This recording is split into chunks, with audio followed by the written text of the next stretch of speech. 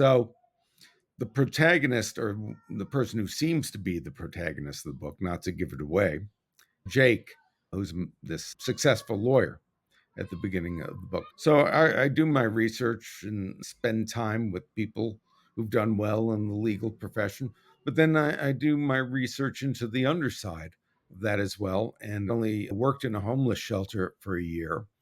I actually visited the train tunnels beneath Riverside Park, where a community of homeless people who called themselves the Mole People, lived back at that time.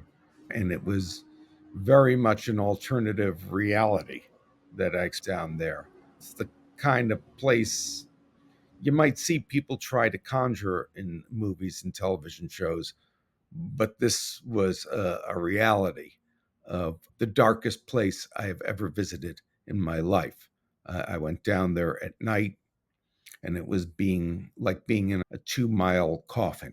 It was that dark, except occasionally a train would pass through, and that would cause a strobing light effect in the tunnel, or make it very loud as well, or you would see a little flicker from people smoking crack in the distance.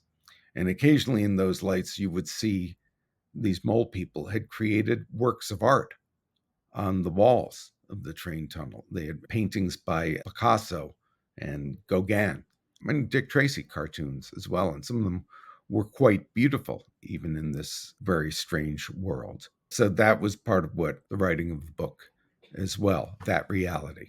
And I need to feel emotion when I write a book, and I need to feel reality when I write a book. Otherwise, I absolutely can't do it.